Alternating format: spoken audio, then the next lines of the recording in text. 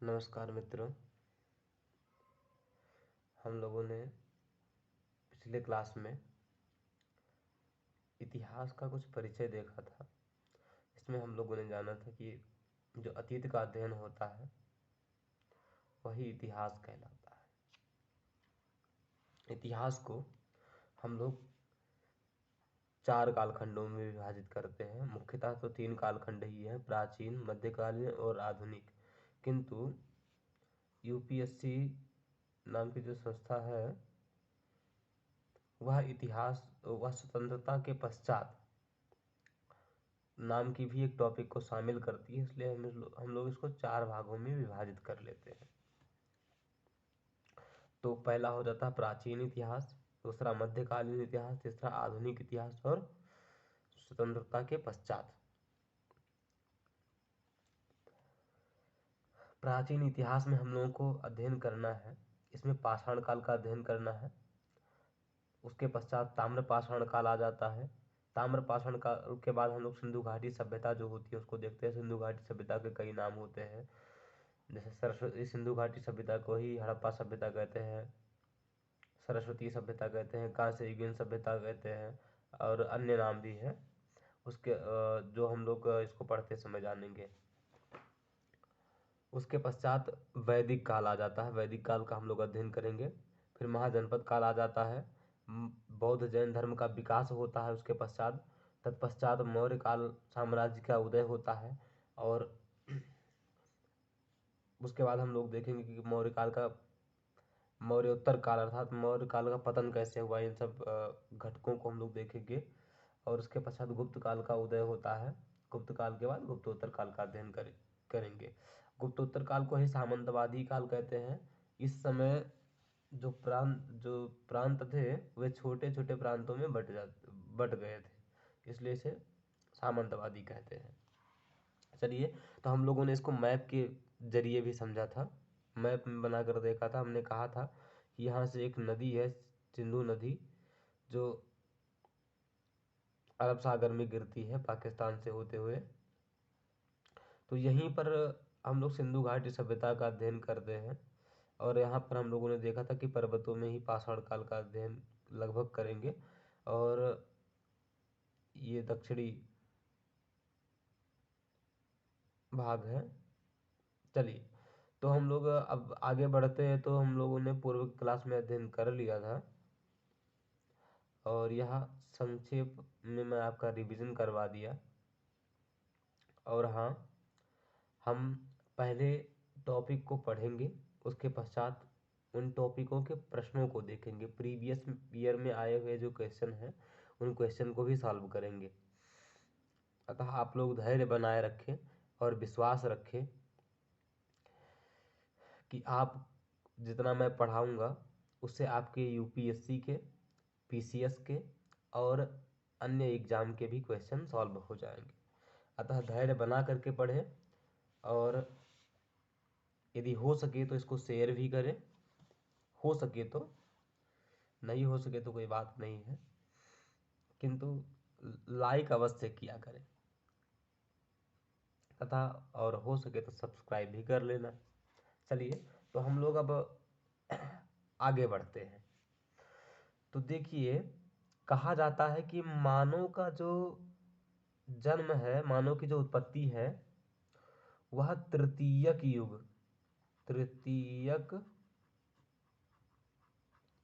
युग के प्लायोसीन काल, तृतीयक युग के प्लायोसीन काल में इसका जन्म हुआ था, मानव की उत्पत्ति हुई थी। अब आपके मन में शंका होगी कि भाई ये तृतीयक युग क्या है, तृतीयक युग क्या है और ये प्लायोसीन काल क्या है। प्लायोसीन काल क्या है, न तो आप तृतीयक युग जान रहे हैं और न प्लायोसीन काल जान रहे हैं। तो जब तक आप तृतीयक युग और प्लायोसीन काल को नहीं जानेंगे तब तक आपको ये बात नहीं पता चल सकती है कि मानव का जन्म तृतीयक युग के प्लायोसीन काल में हुआ था। ये बात आपके दिमाग में नहीं बैठ सकती है।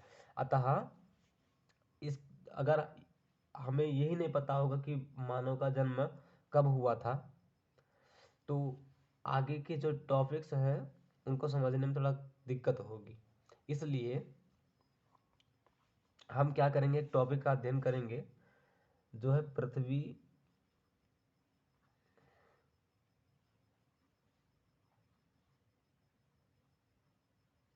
भूगर्भिक इतिहास, पृथ्वी का भूगर्भिक इतिहास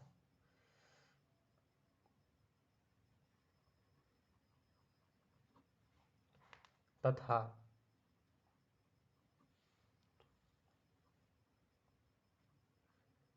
मानव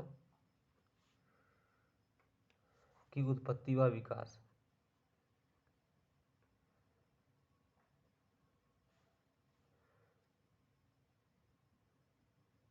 चलिए, तो हमें पृथ्वी का भूगर्भिक इतिहास तथा मानव की उत्पत्ति व विकास का अध्ययन करना है। तो हम लोग देखते हैं, पहले हम लोग पृथ्वी का भूगर्भिक इतिहास देखते हैं, उसके पश्चात हम देखेंगे मानव की उत्पत्ति व विकास। इसमें हम लोग देखेंगे कि जो मानव है उसकी उत्पत्ति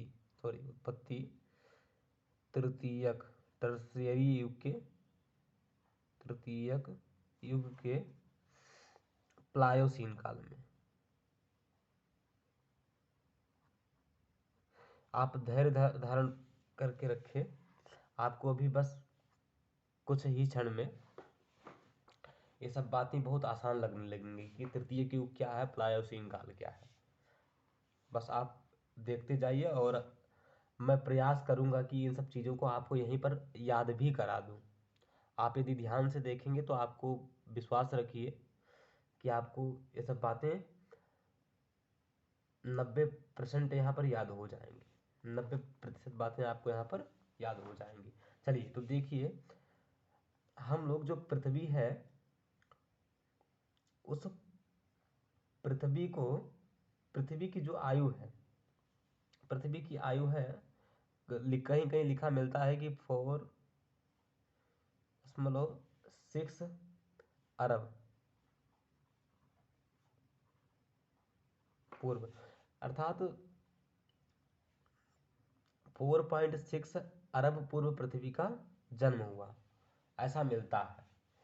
तो इस जो ऐसी जो 4.6 अरब आयु है पृथ्वी की, उसको हम 3 कालखंडों में विभाजित करते हैं। पृथ्वी की, इसको नोट करेंगे आप लोग, पृथ्वी की आयु को 3 कालखंडों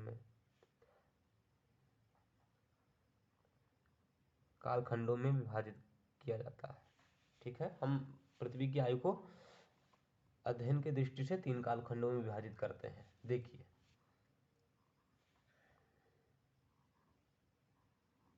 यही 3 कालखंड है और इन्हीं में सब कुछ छिपा हुआ है। इसमें जो आप सबसे पहला वाला देख रहे हैं, ये गोला, इसको हम कहते हैं महाकल्प। पहला वाला जो गोला है उसे महाकल्प कहेंगे। उसके पश्चात इस महाकल्प के अंदर, जो महाकल्प वाला गोला है, इसके अंदर आपको जो गोला दिखाई दे रहा है उसको हम कहते हैं युग। क्या कहते हैं? युग कहते हैं। पहले वाले गोले को हम महाकल्प कहते हैं, अर्थात पहला वाला जो काल है, गोला मत समझिएगा, यहाँ पर मैं समझाने के लिए बता रहा हूँ। तो पहला वाला जो काल है उसे हम महाकल्प कहते हैं और दूसरा जो काल है उसे युग कहते हैं, तथा तृतीय जो काल है उसे हम कल्प कहते हैं, कल्प या शक कहते हैं। ठीक है, चलिए, तो महाकल्प, युग, उसके पश्चात कल्प या शक। महाकल्प, युग, कल्प या शक। हमारे साथ आप बोलते रहिए, जितनी बार मैं बोलूं उतनी बार आप दोहराते रहिए। महाकल्प, युग, कल्प या शक, महाकल्प, युग, कल्प या शक, महाकल्प, युग, कल्प या शक, महाकल्प, युग, कल्प या शक।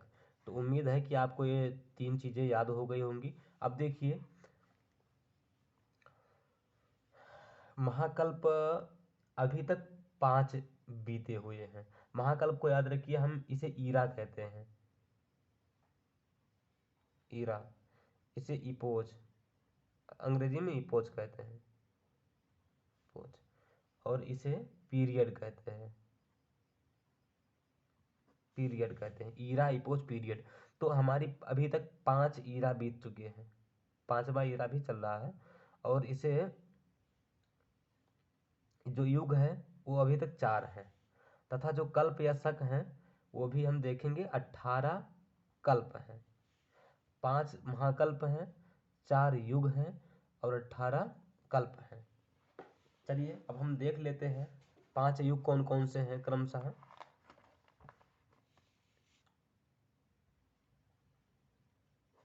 देखिए,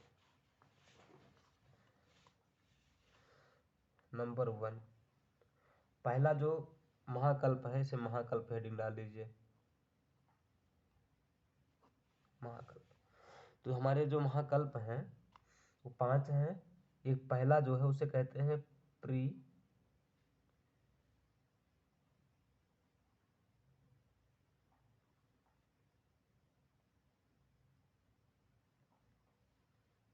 पैलियोजोइक, प्री पैलियोजोइक, इसे प्री पैलियोजोइक इरा कहते हैं। दूसरा जो है, अब भाई प्री है, प्री मतलब प्रारंभिक, प्रारंभिक पैलियोजोइक काल। अब प्रारंभिक है तो उसके बाद वाला भी होगा, अतः इसे हम कहते हैं पैलियोजोइक काल।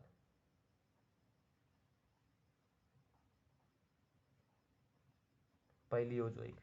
और तीसरा मिसोजोइक,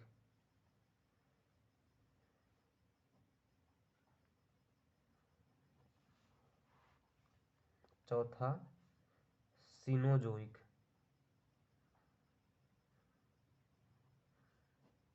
पांचवा नियोजोइक।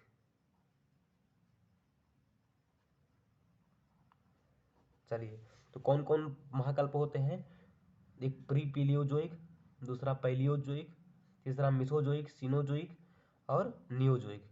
प्री, आप हमारे साथ बोलेंगे, 5 बार आपको रिवीजन करना है। Pre Paleozoic, Paleozoic, Mesozoic, Cenozoic, Neozoic. Pre Paleozoic, Paleozoic, Mesozoic, Cenozoic, Neozoic. Pre Paleozoic, Paleozoic, Mesozoic, Cenozoic, Neozoic. Pre Paleozoic, Paleozoic, Mesozoic, Cenozoic, Neozoic. चलिए 5 बार आप अपने मन से रिवीजन करेंगे इस बात का, मेरे कहने से, यदि कर सके तो। चलिए, उसके पश्चात अब हम युग को देखते हैं। यहाँ पर हम लोगों ने जो पढ़ा था कि 5 महाकल्प होते हैं, तो 5 महाकल्पों को हम लोगों ने देख लिया। Pre Paleozoic, Paleozoic, Mesozoic, Cenozoic, Neozoic, ये 5 महाकल्प होते हैं। उसके पश्चात 4 युग भी होते हैं। तो मित्रों, ये जो प्री पैलियोजोइक है इसमें कोई युग नहीं होता है, इसलिए इसको काट दीजिए। और यहाँ पर जो युग होता है, पहला युग होता है, उसे कहते हैं प्राथमिक युग।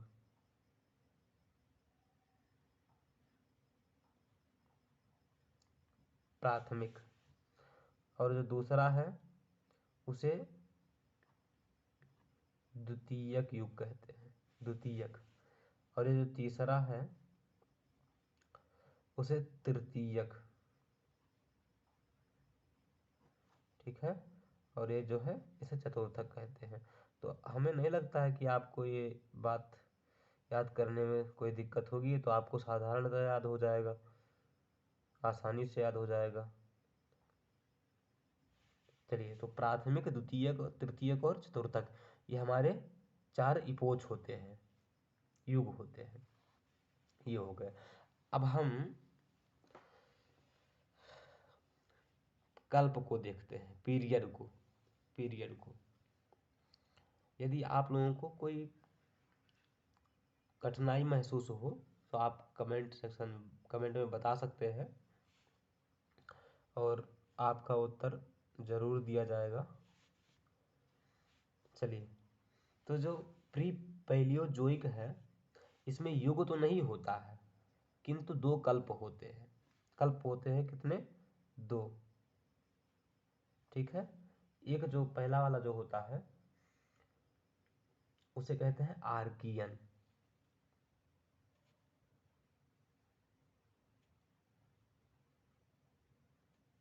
आर्कियन कल्प। और दूसरा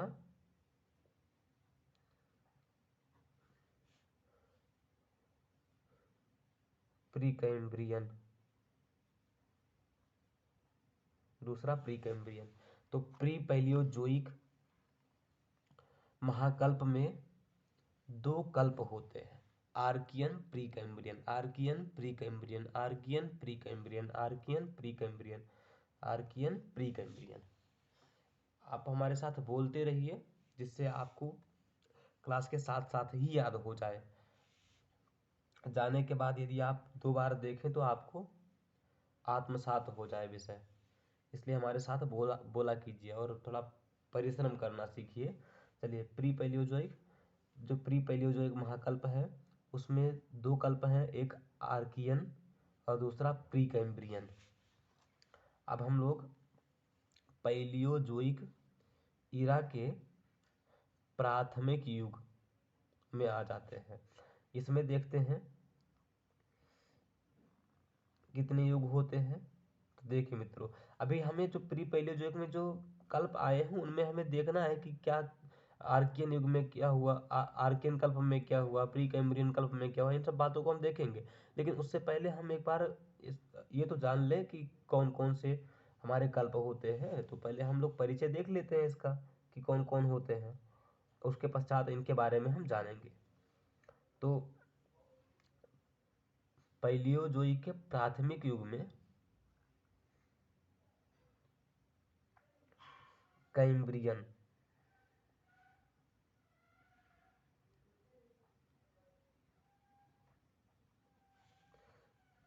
कैम्ब्रियन युग होता है, उसके पश्चात ओडोरिशियन। लिखते चलेंगे इसको आप लोग।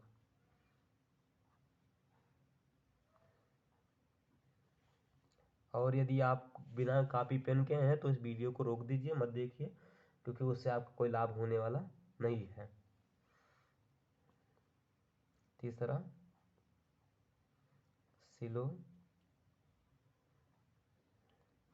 सिलोलियन, चौथा डियोनियन,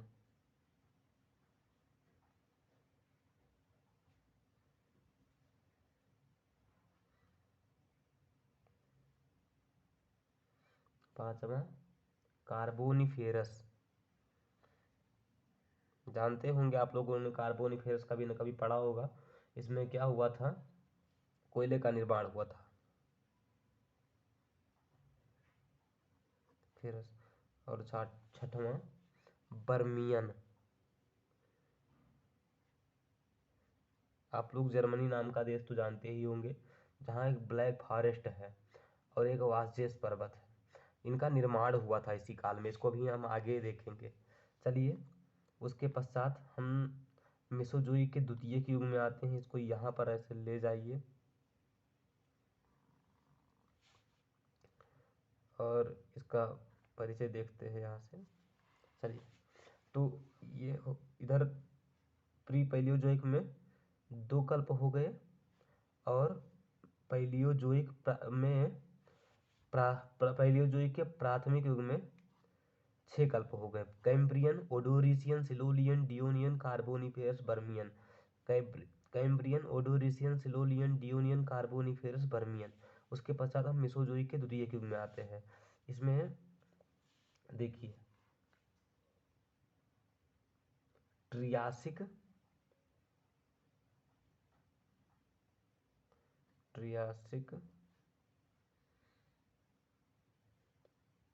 जुरासिक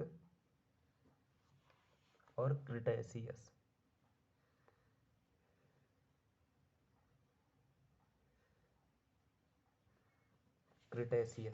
ये 3 रहते हैं। उसके पश्चात हम लोग सिनोजोइक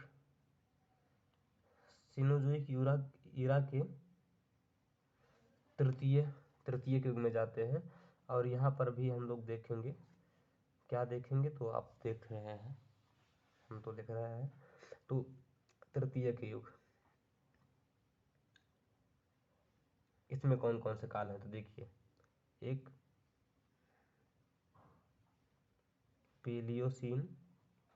अभी हम याद करने का भी ट्रिक आपको उसको समझा देंगे जिससे आपको आसानी से याद हो जाएगा। पेलियोसीन, इयोसीन,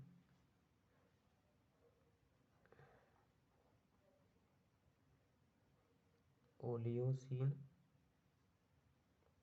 ओलियोसिन,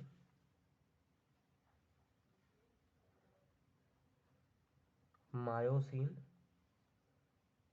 तथा प्लायोसिन।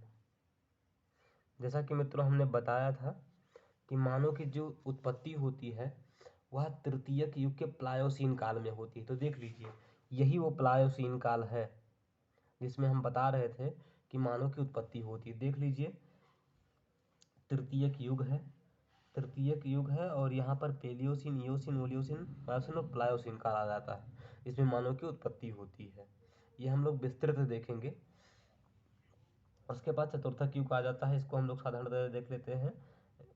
इसमें दो कल्प होते हैं, एक प्लिस्टोसीन, प्लिस्टोसीन जिसे हिमयुग भी कहा जाता है, हिमयुग भी कहा जाता है, और ये होलोसीन,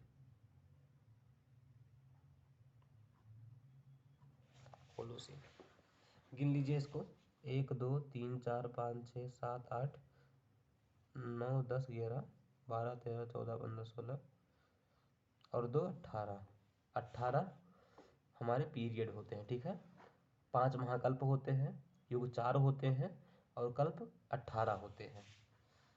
जिसमें जो प्री पेलियोजोइक है, इसमें आर्कियन और प्री कैम्ब्रियन नाम के 2 कल्प होते हैं, तथा प्राथमिक युग में, प्राथमिक युग में 6 कल्प होते हैं, कैम्ब्रियन, ओडोरिसियन, सिलुलियन, डियोनियन, कार्बोनिफेरस, बर्मियन। उसके पश्चात तृतीय युग में हम लोगों ने क्षमा चाहता हूँ, द्वितीय युग में हम लोगों ने देखा, ये प्राथमिक युग के थे। द्वितीय युग में हम लोगों ने देखा ट्रियासिक, जुरेसिक, क्रिटेशियस। और तृतीय युग में पेलियोसीन, इयोसीन, ओलियोसीन, मायोसीन, प्लायोसीन, ये 5 युग हो जाते हैं। और चतुर्थ युग में प्लिस्टोसीन और होलोसीन नाम के 2 युग हो जाते हैं। अब आप लोग अपने कॉपी में नोट करते जाइएगा, इसमें जगह नहीं है, आप लोग लिखते जाइएगा, मैं बता रहा हूँ। देखिए, ये जो आर्कियन कल्प होता है, आर्कियन काल होता है, इसमें सिर्फ चट्टाने थी। आर्कियन युग में सिर्फ चट्टाने थी, किसकी? तो ग्रेनाइट, ग्रेनाइट प्लस नीस की चट्टाने थी। आर्कियन में ग्रेनाइट व नीस की चट्टाने थी, और इस युग को जीवन रहित युग भी कहा जाता है। अर्थात यहाँ पर कोई भी जीवन नहीं था, जीव जंतु, मनुष्य इत्यादि, मतलब कोई भी जानवर यहाँ पर, कोई भी सूक्ष्म से सूक्ष्म जीव नहीं था, इसलिए इसको जीवन रहित युग कहा जाता है। उसके पश्चात आता है प्री कैम्ब्रियन।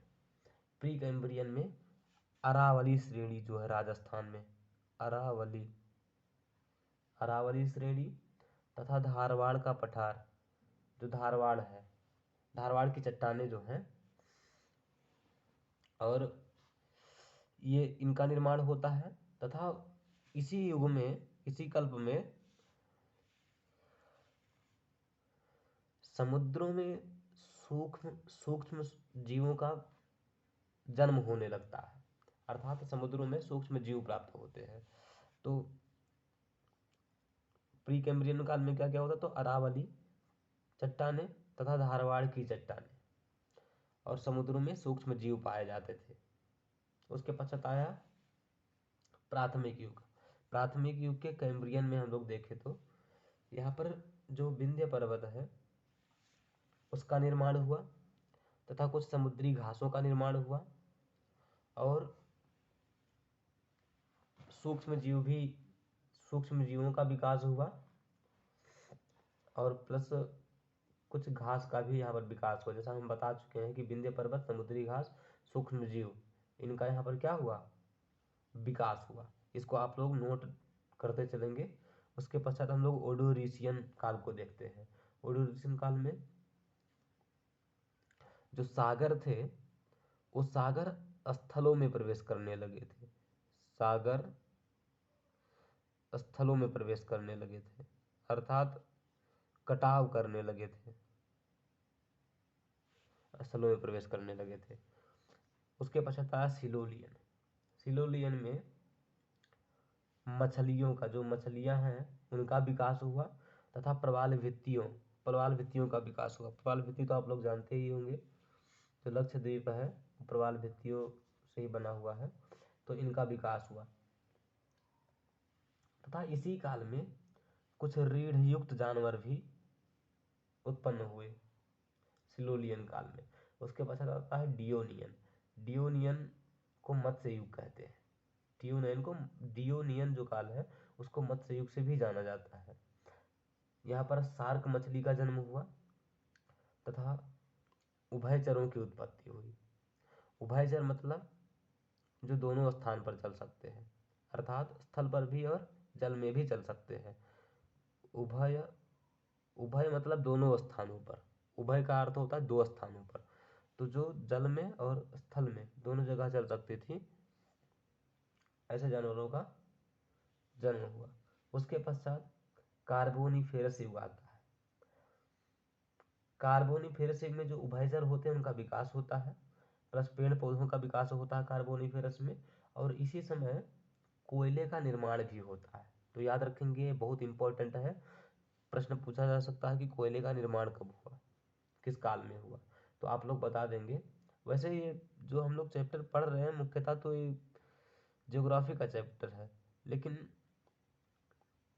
यहाँ पर हम आपको प्रायोसीन काल समझाने के लिए इस बात को बता दिए, और ये आपका व्यर्थ नहीं जाएगा, ये आपको कहीं ना कहीं काम अवश्य आएगा। तो इसको अवश्य पढ़ें और इसको याद भी कर जाएं। चलिए, उसके पश्चात बर्मियन काल आता है। बर्मियन काल में क्या होता है, जर्मनी एक देश है, वहाँ पर ब्लैक फॉरेस्ट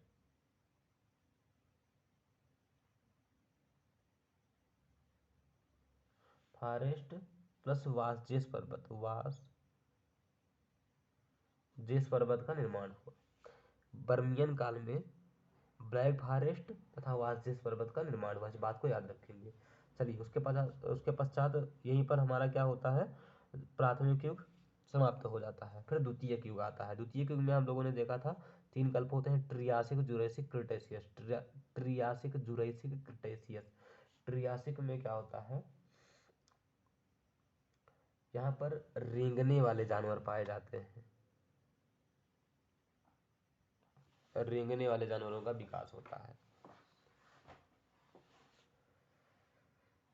केकड़ा यहाँ पाए जाते हैं, केकड़ा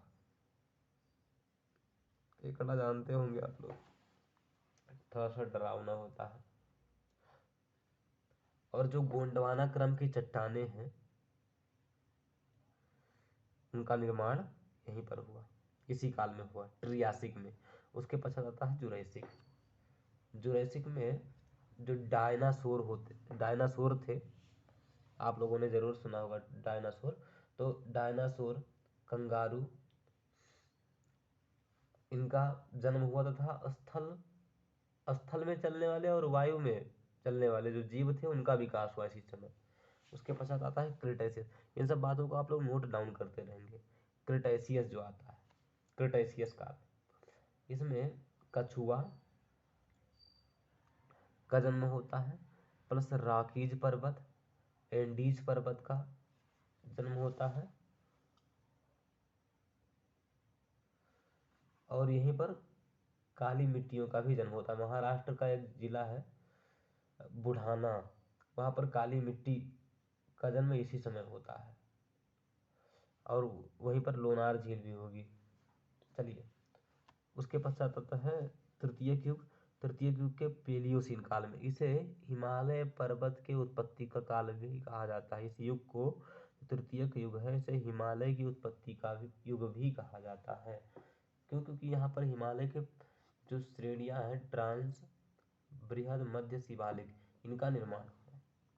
तो देखिए, जो पेलियोसीन काल है, इस पेलियोसीन काल में स्तनधारियों का जन्म हुआ। किनका? स्तनधारियों, प्राइमेट प्राइमेट अर्थात स्तनधारियों का जन्म हुआ। स्तनधारियों में कौन थे? तो स्तनधारियों में लिख लीजिए कि उसमें वानर, गोरिल्ला, ओरोंगटन, चिंपैंजी, इनका मुख्यतः जन्म हुआ। छछूंदर, ये सब चीज़ें, इन सब चीज़ों का मतलब इन सब जानवरों का इस काल में क्या हुआ, जन्म हुआ। उसके पश्चात आता है इयोसीन। इयोसीन काल,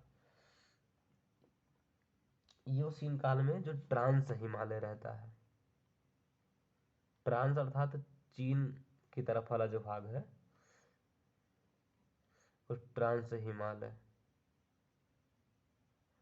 हिमालय की उत्पत्ति होती है। ओलियोसीन काल में बृहद बृहद हिमालय। उसके पश्चात मायोसीन में मध्य हिमालय, सिंपल। और प्लायोसीन काल में शिवालिक। शिवालिक का यहाँ पर क्या होता है, जन्म होता है।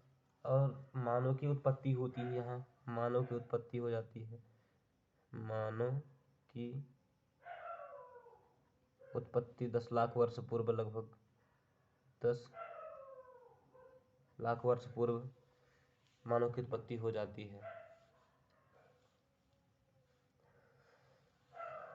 चलिए, उसके पश्चात चतुर्थक युग आता है। चतुर्थक युग में जो प्लीस्टोसीन काल है, इसे हिमयुग भी कहा जाता है, जैसा कि मैं बता चुका हूँ पहले। यहाँ पर जो मैदानी भाग होते हैं, मैदानी भागों का निर्माण होता है।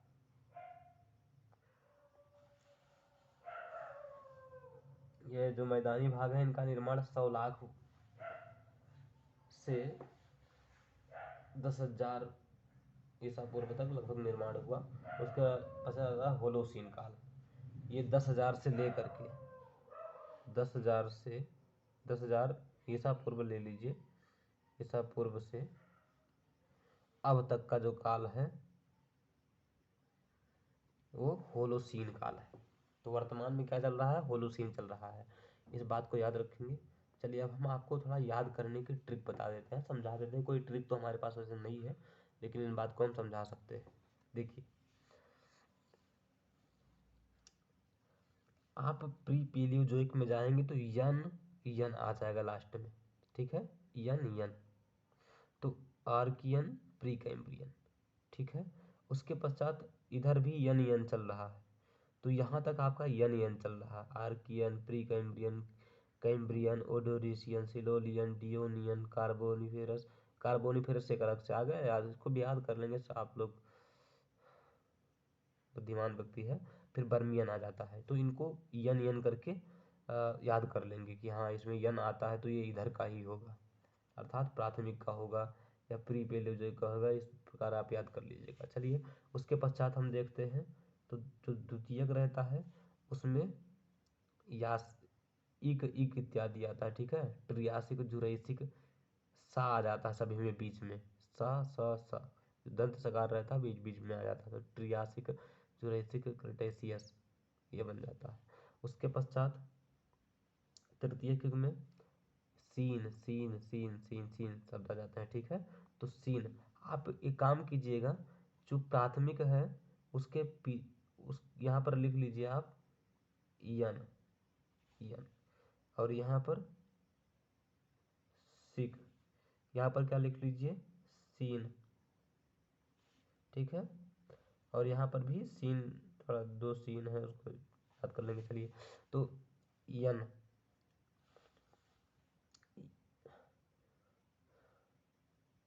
यन सिक सीन, यन सिक सीन, ऐसा करके याद कर लेंगे। आप लोग समझदार हैं, आसानी से याद हो जाएगा। चलिए, अब हम लोग यहाँ पर पृथ्वी का भूगर्भिक इतिहास तो पढ़ लिए हैं। अब मानव की उत्पत्ति कैसे हुई और मानव का विकास कैसे रहा, इसका अध्ययन हम नेक्स्ट वीडियो में करेंगे, क्योंकि वीडियो बहुत ज़्यादा लंबा हो जाएगा तो देखने में, समझने में प्रॉब्लम हो जाएगी। इसलिए छोटे छोटे पार्ट में हम लोग देखेंगे। और आप लोग हो सके तो शेयर कीजिएगा, अच्छा लगा हो तो, और चैनल को अवश्य सब्सक्राइब करें। और कैसा लगा वीडियो ये भी अवश्य बता दें, छोटा भाई समझ करके। और हम इसी तरह आपके लिए वीडियो लाते रहेंगे, निरंतर पाठ चलता रहेगा और इतिहास हम आपका पूरा करवाएंगे। चलिए, हर हर महादेव।